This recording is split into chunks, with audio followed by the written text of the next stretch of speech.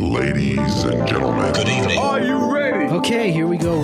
You're listening to the Deal Room Podcast. Join us as we bring you the inside scoop on business sales and acquisitions. Get across trends in the area and hear the industry's best recount their real-life tips, traps, and experiences. Now, here's your host, Joanna Oakey.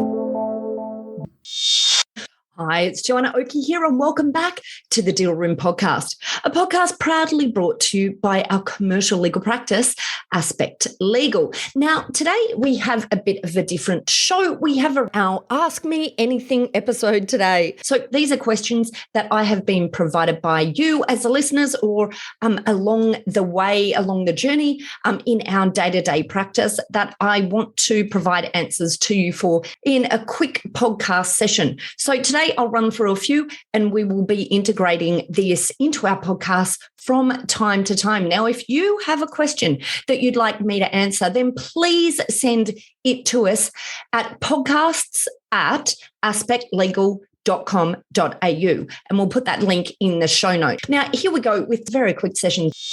This is an Ask Me Anything segment. So Cameron, Ryan, take it away. Ask me anything. So the first one is in relation to staff entitlements, so accrued personal leave, annual leave, long service leave. It often seems to be a contentious point for both buyer and seller when adjusting for this at settlement. What do you feel is fair and reasonable, and what's the best way to handle and adjust for these? Yeah, I mean, what a contentious area this is. And it's a tricky one because I think, most sellers go to market understanding that they'll have entitlements that they'll need to pay out. But do you know what? I get sellers, I've actually had quite a few in the last few weeks who've come in thinking that a buyer will happily take on the liability of all of the all of the entitlements without there being an adjustment. So we all know the real world is buyers don't want to take on the liability of entitlements without there being an adjustment. And of course, the buyers can have, if they're in a business sale environment, have the opportunity to make a decision as to whether or not they recognise service or not recognise service, and that and that has different consequences in relation to what the seller must do in terms of the entitlements that they need to pay out at completion. But effectively, you've got two options. Sellers can pay out the staff the entitlements at completion, or they can adjust for it to the buyer.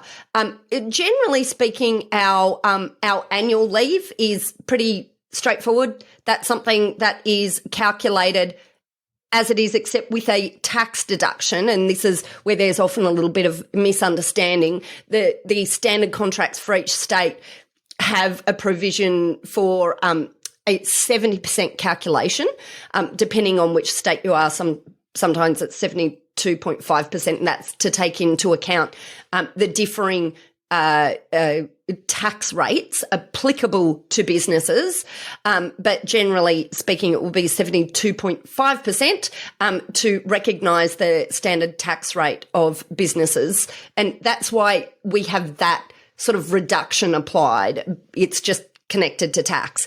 But generally speaking, our approach to annual leave is fairly non-contentious. Long service leave that has triggered, where the liability has triggered, is generally non-contentious because that's a liability that employers understand they have to pay out. The bit that can be a little bit tricky is the long service leave entitlement total for staff who have not hit the long service leave point and personal leave. So they're these two areas that are a little bit tricky because there's no absolute approach. It really is a potential source of negotiation. Many vendors are, or sellers, depending on the terminology that you use in your state, which is another funny thing. Isn't it funny that there's different terminology in different states? Buyers, sellers, vendors, purchasers. Anyway, let's leave that alone. Many vendors, many sellers want to ensure that they see a buyer taking on personal leave entitlements. So they'll want They want the buyers to recognise leave. They want the buyers to take on the personal leave entitlements. But then there is still this question about whether that should be calculated at the full amount of personal leave that's sitting there, or if it should be reduced. And the argument behind why it should be reduced is that it's a contingent liability, in that we don't know for sure that staff will take all of their personal leave. And some organisations where staff have accrued a massive bank of personal leave are obviously indicating that they're organisations in which staff are not generally always taking all of their personal leave. And of course, we know that when staff leave, they don't have that personal leave paid out.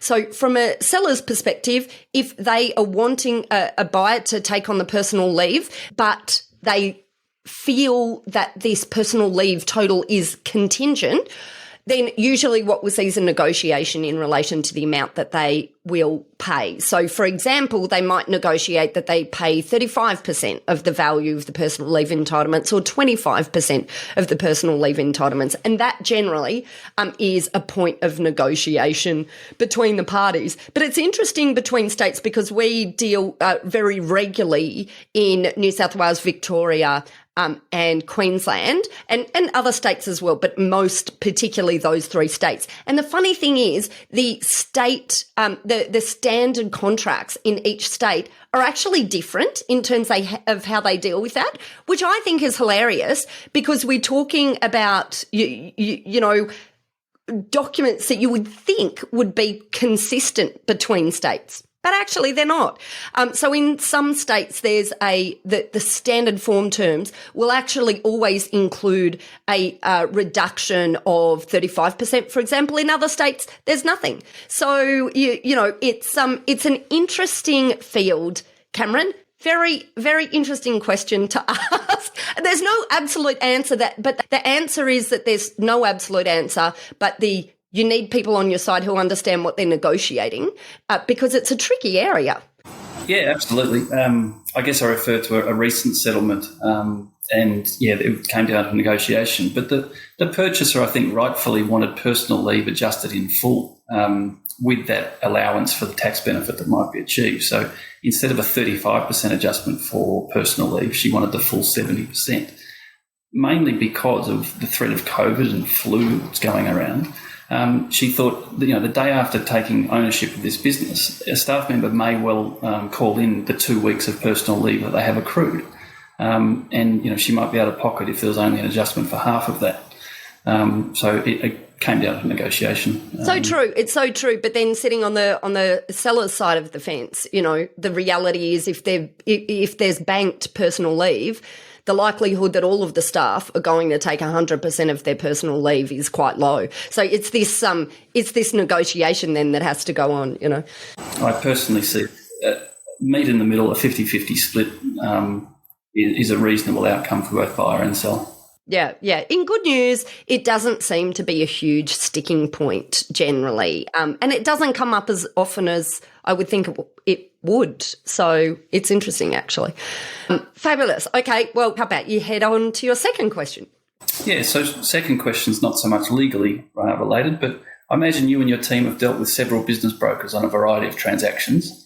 As the lawyer acting for either the buyer or the seller in a transaction, what can business brokers do and or provide to make the transaction more seamless and therefore more likely to reach settlement? Yeah, really, really, really good question. It's such a good question, actually. And I think a lot, I think long and hard about processes in this area because, you know, my big thing is I really love to build a solid process in this area and keep refining it over time to make it quicker, easier, less likely to be hurdles along the way.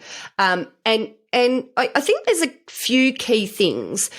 So we have really tight turnarounds from a client coming on board and providing us all of the information that we need to prepare a contract and getting the contract out. So in micro deals, what I call micro deals, so under the $1 million space, we generally have a 24-hour turnaround between getting instruction, getting our getting our draft contract out. But the problem is what that requires is for the seller or the broker on behalf of the seller to provide us all of the information that we require for the compilation of the contract. Now, we have a really clear list information sheet that contains all of the information that we need to compile a contract. And if anyone is interested in it, we'll put a link in our show notes to a way that you can get a copy of that list if you're interested.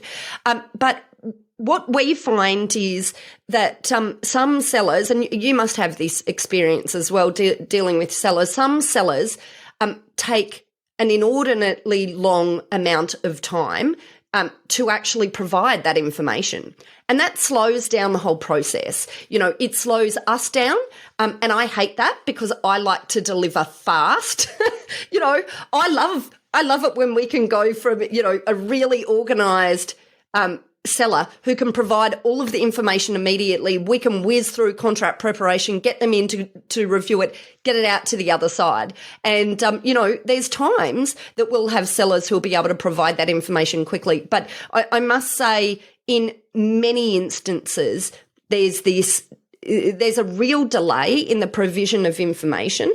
And, you know, I know when we're acting buy side and conducting due diligence that quite often vendors are dealing with their buyers in the same way. You know, they're dragging out, you know, the provision of information. So what can brokers do? Number one, absolutely know what it is the lawyers are going to need to put in the contract, and make sure the sellers are armed in advance with that, so they know what's going to be asked of them. They'll know what information is going to be needed for the contract, so that when you get when you get a deal agreed between buyer and seller, you can come to us and or your lawyer, whatever, but you have all of the information that's needed for your solicitors to jump on board, get that contract together and get it out. As I say, we can, you know, for micro deals, we can do that in 24 hours, but we need the contract, we need the information there in the first place. So that's the first thing.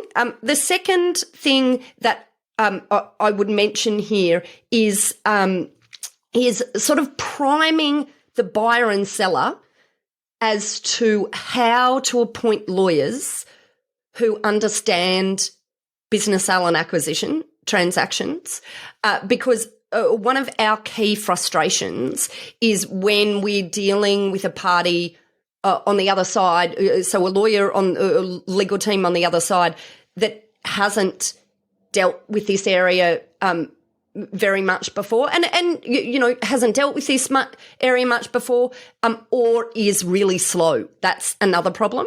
And I really think that you know, if buyers and sellers understand that it's going to cost them more and it's going to be a lot slower deal and more painful deal for them if they're not super careful about the appointment of their transaction advisors, in particular their lawyers, but also their accountants, if accountants are going to be a key part of the process. I think that is critical. So brokers having that early discussion with their buyers and sellers, making them absolutely clear that, you know, not all commercial lawyers do business sale and acquisition transactions all day, every day. In fact, very few of them do. You know, that's the reality.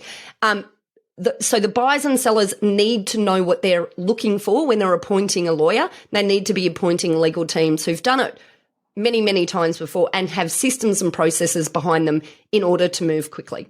I reckon that's my top two areas. Cameron, does that help? Yeah, I guess it just reinforces, I guess, my opinion on it, or my thoughts as to how you might answer the question. Completely agree that you've got to have all the information readily available, and I would also like to think by the time it actually gets to you guys as the lawyers, there should be a good heads of agreement in place with all the supporting documents so that you guys can just get on with preparing the contract of sale and everything's been provided. That's absolutely right. Now, I tell you what, matters like that are a dream because we can get in, we run our searches, we draft the contract, we get the client in, we go through it, we get it out to the other side, and boom, we can ride that wave of enthusiasm of the buyer without us, entering into this sort of deal fatigue area that, getting to contract stage can sometimes create. And it's hugely important to keep that wave of enthusiasm going. When it starts to wane and when you start to stretch the transaction out and maybe one lawyer is not pulling their weight or doing their part, a transaction can fall apart very quickly. Oh, absolutely. Ride the deal momentum. That's what we say. Yeah. Cameron, huge thank you. Thanks for coming on today. Absolute pleasure. Thank you. Well, that's it for our Ask Me Anything episode today. I hope you found that useful. Now, we've got a few more of these style podcasts coming up soon. I find it invaluable to be able to answer these top-of-mind questions, whether they're from our guests, our audience, or our client. Now, if you have a specific topic or question that you'd like us to discuss, then submit your Ask Me Anything questions to podcast@aspectlegal.com.au or check out the show notes to this episode where we will link right through to an email for you to submit your Ask Me Anything questions. And an important reminder that if you would like any legal assistance with matters that you're working on at the moment, then don't forget you can book in for an initial free call directly with our legal eagles at Aspect Legal by heading to our homepage at aspectlegal.com.au. Well, that's it for me today. My name is Joanna Oakey, and you've been listening to another wonderful episode of our podcast, proudly brought to you by our commercial legal practice, Aspect Legal. See you next time.